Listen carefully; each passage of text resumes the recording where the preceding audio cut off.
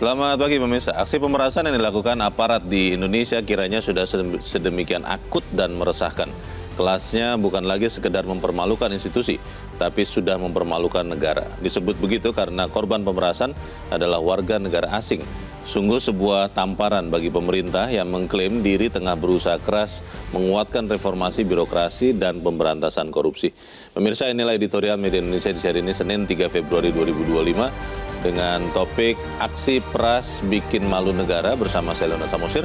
Dan Anda semua para pemirsa juga bisa menyatakan pendapat Anda nanti dengan menelpon nomor telepon 021 583 99 100. Pemirsa, pagi ini telah hadir bersama saya anggota Dewan Redaksi Media Group Abdul Kohar. Mas Kohar, selamat pagi. Selamat pagi, Bung Leo. Sehat-sehat ya, Mas? Alhamdulillah sehat. Termasuk mentalnya sehat? Ya, harus. Saya bertanya mental karena aksi peras ini bikin malu negara. Saya ingat mungkin lebih dari 10 tahun yang lalu Indonesia katanya harus revolusi mental. Tapi ternyata kelihatannya justru mental memeras ini yang kemudian juga masih tetap hidup. Bagaimana, Mas? Inilah repotnya kita menghadapi situasi di mana ketika kontinuitas itu dianggap sepele. Kontinuitas, konsistensi itu dianggap sepele. Berbagai macam program-program itu hanya digenjot di awal atau bahkan hanya muncul dalam pidato-pidato. Jargon saja. Yang disebutkan tadi itu revolusi mental. Lalu kemudian anti pungli. Itu sudah sejak zaman ketika Orde Lama. Setelah kemerdekaan pemerintahan kita ada, jargon-jargon seperti itu selalu ada dan tidak berkesinambungan. Maka akan selalu muncul, selalu ada, dan itu cilakanya adalah dilakukan oleh aparat. Ini yang merepotkan kita, apalagi kalau yang diperas itu adalah warga negara asing. Ini malah doublenya. Satu itu melakukan pemerasan, dan yang kedua mempermalukan negara. Kenapa? Karena dilakukan di hadapan warga negara asing yang waktu itu mungkin sebagian masih menganggap bahwa nggak benar sih ada korupsi di Indonesia, tidak benar kalau Indonesia itu negara korup, orangnya ramah-ramah gitu kan. Nggak taunya ternyata dikonfirmasi. Belum juga selesai pengusutan kasus pemerasan warga negara Malaysia dalam menonton konser, sekarang muncul lagi laporan keberatan dari Kedutaan Besar Tiongkok di Indonesia yang menyatakan sudah menyelesaikan ada 44 kasus. Itu disebutkan di dalam surat yang ditujukan kepada Kementerian Luar Negeri itu, ini hanya puncak gunung es. Masih banyak lagi warga Tiongkok yang diduga juga diperas di Jakarta, di Bandara Soekarno-Hatta maksud saya, yang mereka ini tidak mau melapor karena satu, kesibukan. Kedua, takut kalau nanti dia datang lagi dia dipersulit. Nah, hal-hal semacam ini apa bukan mempermalukan negara namanya. Nah, karena itu tidak ada cara lain, kita harus memutus mata rantai seperti ini. Nggak apa-apa, di mana-mana viral, di mana-mana muncul, di Bali muncul, kemudian di mana lagi misalnya, di tempat-tempat di situ ada kunjungan warga negara asing muncul. Lama-kelamaan ini akan menjadi sebuah evaluasi besar-besaran dan membentuk sebuah sistem untuk memperbaiki semuanya ini. Sekian puluh tahun yang lalu Menteri Keuangan Sri Mulyani Indrawati pernah datang ke Metro TV, Mas Kohar. Dan dalam percakapan itu Sri Mulyani mengatakan mengerti betul bahwa di dua institusi di bawah Kementerian Keuangan itu punglinya besar, korupsinya besar, sehingga yang dilakukan adalah menaikkan gajinya. Waktu itu yang disebut-sebut adalah betul, pajak dan bea cukai. Betul. Di sini kan soalnya imigrasi. Nah, pertanyaannya adalah apakah kemudian karena faktor ekonomi, gaji aparat imigrasi di Soekarno-Hatta ini kurang, sampai kemudian mereka masih memeras lagi? Ada banyak statement mengatakan begini, sebetulnya Indonesia dengan kekayaan alamnya itu cukup kok untuk menghidupi 280 juta rakyatnya. Tetapi dia tidak akan pernah cukup untuk menghidupi 280 orang yang rakus. Hanya 280 orang yang rakus bisa menghabiskan Indonesia yang mestinya bisa untuk menghidupi 280 juta. Baik, kita akan bahas itu, Mas Kohar, dan pemirsa, inilah editorial Media Indonesia untuk hari ini, Senin 3 Februari 2025, aksi peras bikin malu negara.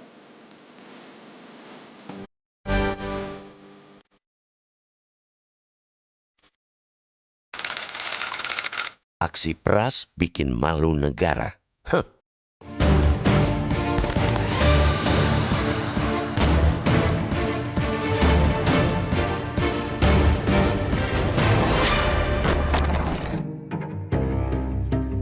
Aksi pemerasan yang dilakukan aparat di Indonesia sudah sedemikian akut dan meresahkan.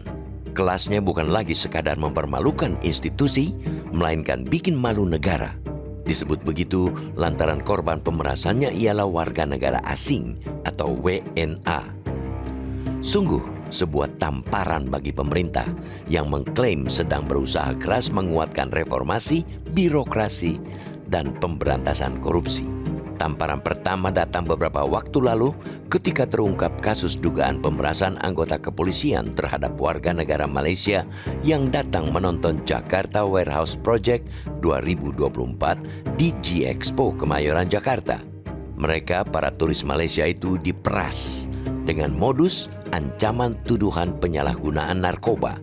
Ujung-ujungnya mereka dimintai uang tebusan dengan nilai total hingga miliaran rupiah.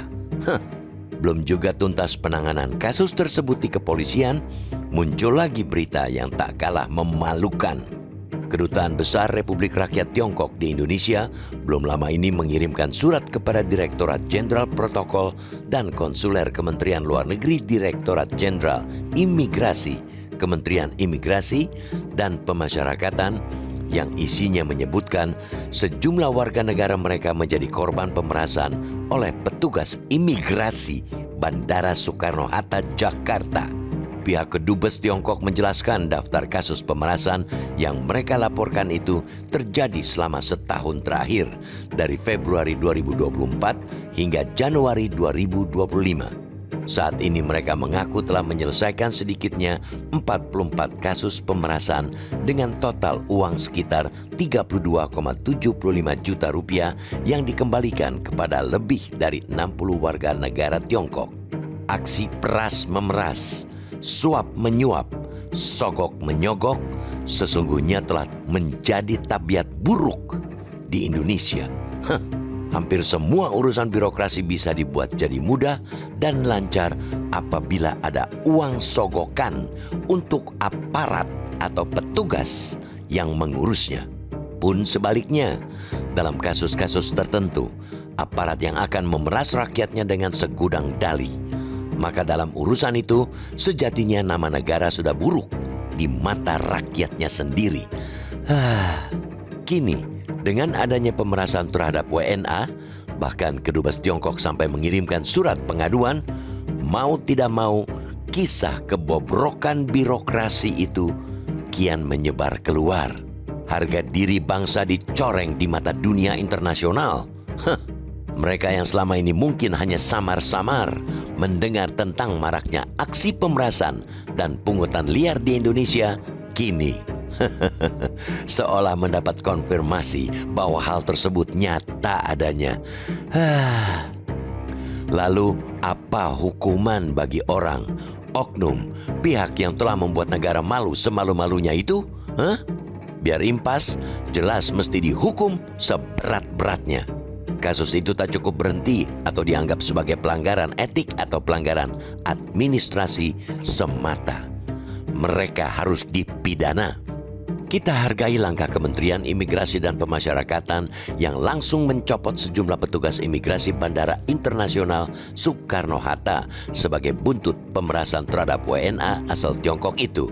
Namun kita juga mengingatkan agar langkah internalisasi terhadap pelaku kasus pemerasan itu tidak dijadikan upaya institusi demi melindungi dan menjauhkan petugas dari proses pidana.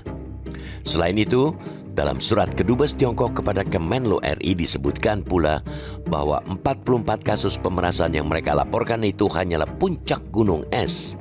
Mereka meyakini lebih banyak lagi warga negara Tiongkok yang diperas, tapi tidak mengajukan pengaduan karena jadwal yang ketat atau takut akan pembalasan saat masuk di masa mendatang. Karena itu, pembenahan menyeluruh harus dilakukan. Tak hanya bersih-bersih aparat lancung, tapi juga penyempurnaan sistem dan infrastruktur keimigrasian untuk menutup semua celah yang bisa dimanfaatkan untuk terjadinya suatu pelanggaran dan kejahatan. Semua langkah itu mesti dilakukan simultan dengan segera jika negara ini tidak mau terus-menerus dipermalukan.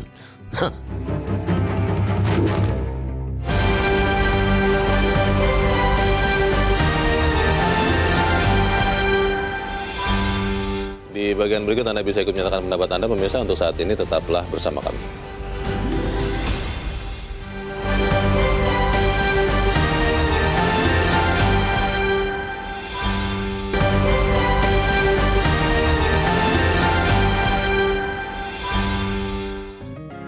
Media Indonesia mengajak Anda untuk mengakses fitur premium e-paper. Dengan sajian konten berbasis intelektual dan meneguhkan kebangsaan, Media Indonesia tampil dengan lebih dinamis melalui e-paper Media Indonesia yang dapat Anda akses kapan saja, di mana saja. Caranya mudah, download aplikasi Media Indonesia di Android atau ketik link e-paper.mediaindonesia.com atau bisa scan QR Code pada layar kaca Anda. Klik tab e-paper di bagian samping layar tablet Anda, daftarkan data diri, serta pilih paket berlangganan e-paper Media Indonesia sesuai dengan kebutuhan Anda. Nikmati juga bonus spesial tambahan 4 halaman rubrik fokus setiap hari. Semua bisa Anda dapatkan hanya di e-paper Media Indonesia. Untuk informasi lebih lanjut, hubungi customer service di nomor 0811 1201 2018 atau kunjungi media sosial @mediaindonesia. Media Indonesia, referensi bangsa.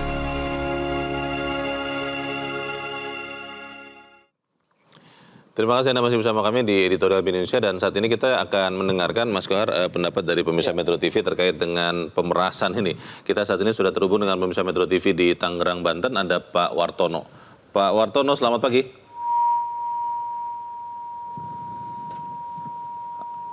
Pak Wartono. Halo. Pak Wartono. Kelihatannya terputus, kita nanti akan coba mendengarkan lagi. Tapi kalau Mas Kohar, sebetulnya apa yang dilakukan oleh Menteri Imigrasi ya dengan mencopot tapi masih menyelidiki. Ya. Apakah tindakan ini kita bisa anggap cukup?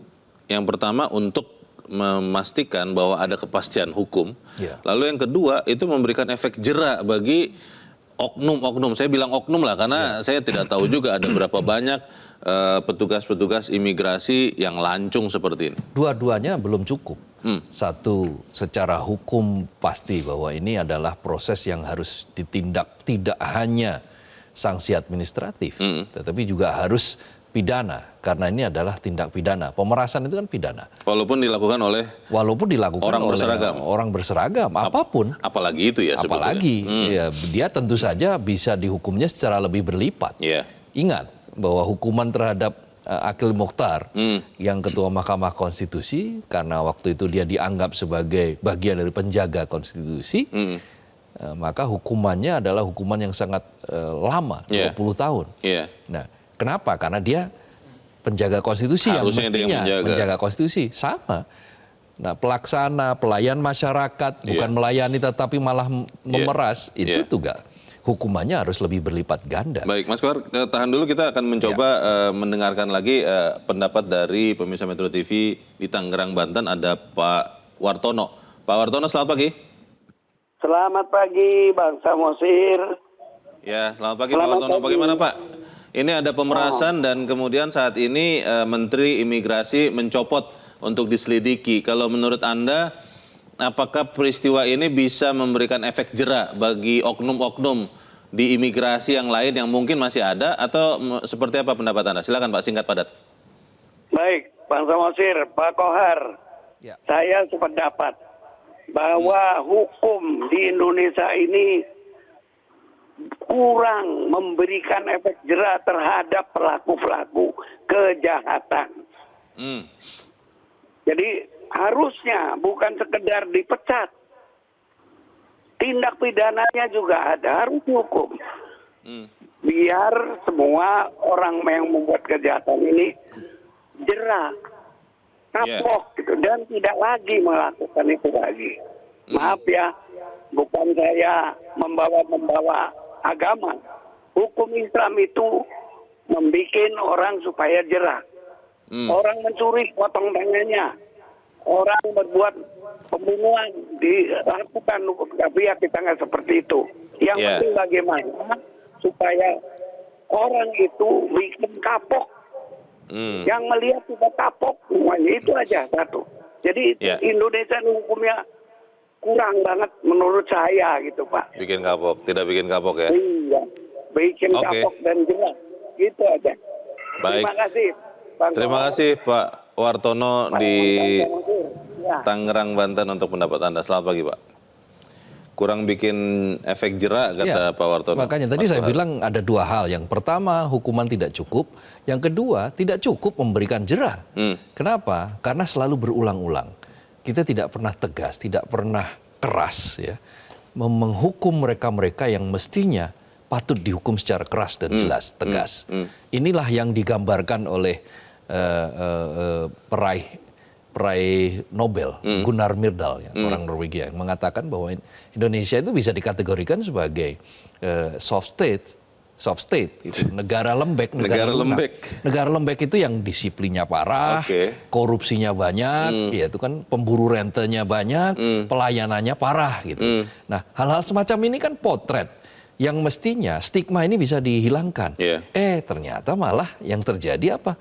Stigma malah mendapatkan pembenaran karena ternyata yang meras ada di bandara internasional, bandara yang menjadi gerbang bagi masuknya Indonesia. Etalase kita ya. Etalase kita, ada penegak hukum yang kemudian memeras warga negara Malaysia misalnya karena mereka dengan cara ditakut-takuti seolah-olah nanti kalau kamu nggak ngasih uang kamu saya hukum karena membawa narkoba misalnya. Padahal dia tidak membawa narkoba sama sekali. Nah, hal-hal semacam inilah yang disebut oleh Gunnar Myrdal tadi dalam Asian Drama itu, bahwa ini adalah negara yang lembek. Nah, kita jangan sampai menjadi negara yang lembek. Kita jangan sampai menjadi soft state. Kita harus move on. Kita harus betul-betul pindah. Nah, revolusi mental itu sebetulnya ya seperti ini. Ini yang harusnya diperbaiki. Menjadikan mental dimulai dari para aparat, dimulai dari para pemimpin, benerin dulu mentalnya.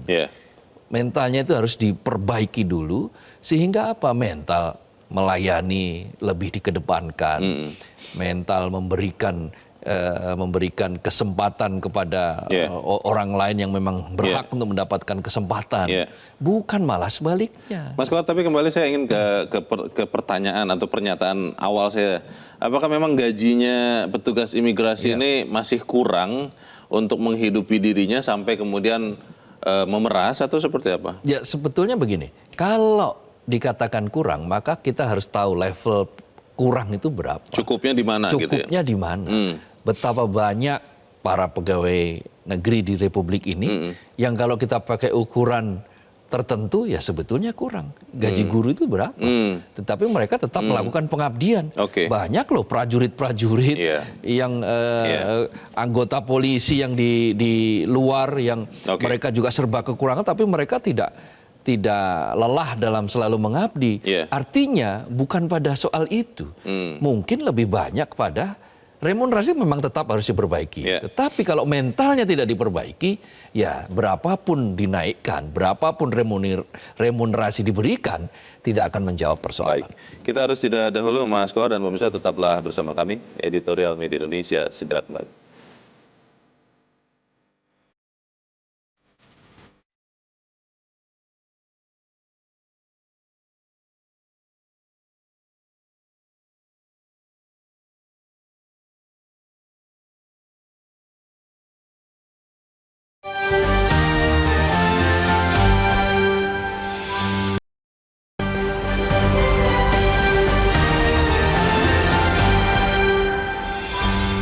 Terima kasih Anda masih bersama kami. Mas Kohar, apa yang kita bisa mintakan supaya kasus ini tidak terlupakan ini? Saya khawatirnya lupa kita langsung. Ya, paling penting adalah harus selalu diawasi. Kedua, ya berbagai pihak harus memastikan bahwa kasus ini harus diusut tuntas. Satu, kedua, dilakukan penyelidikan. Tiga, tidak cukup dengan sanksi administrasi. Harus diberikan sanksi pidana tegas. Karena ini sudah mempermalukan negara. Berlipat-lipat. bagaimana kita bisa mempromosikan Indonesia sebagai sebuah negara yang bersih, sebagai sebuah negara yang ramah ya. Kalau ramah masih bisa, tetapi ternyata aparatnya hobi memeras misalnya. Kalau stigma-stigma semacam ini tidak segera diatasi dengan proses-proses sistem yang menjerakan, sampai kapanpun kita akan selalu dicap sebagai negara yang korup. Dan itulah yang mengonfirmasi kenapa nilai kita, poin indeks persepsi korupsi kita, itu selalu mandek di angka 30-an, sekarang 34. Angka yang sangat rendah dalam rentang 0 sampai 100, yang kalau anak sekolah tidak lulus. Nah, dengan cara seperti itu supaya kita bisa lulus, sistem harus diperbaiki secara penuh. Misalnya, kasih di situ tanda tidak memberikan tip, dilarang memberikan tip, misalnya. Atau bila Anda menemukan ada pemerasan, laporkan ke nomor sekian-sekian. Tempel itu dalam 3 bahasa. Bahasa Inggris, bahasa Indonesia, bahasa Mandarin, atau kalau perlu 4, bahasa Arab misalnya. Dengan begitu, ada suatu cara bahwa aparat kita bersungguh-sungguh untuk membuat hal-hal yang mempermalukan negara ini bisa hilang. Kita harap itu bisa segera dilakukan. Mas Abdul Qadir, terima kasih sudah hadir di tempat ini. Selamat pagi. Selamat pagi. Pemirsa, kita harap apa yang kita sampaikan pada pagi ini benar-benar bisa membuat para pemeras tidak ada lagi, kalau bisa, supaya negara kita tidak menjadi malu. Saya Leonard Samudri, berterima kasih. Anda sudah menyimak editorial Media Indonesia pagi ini. Terus jaga kesehatan Anda, terus jaga nurani Anda. Selamat pagi, sampai jumpa.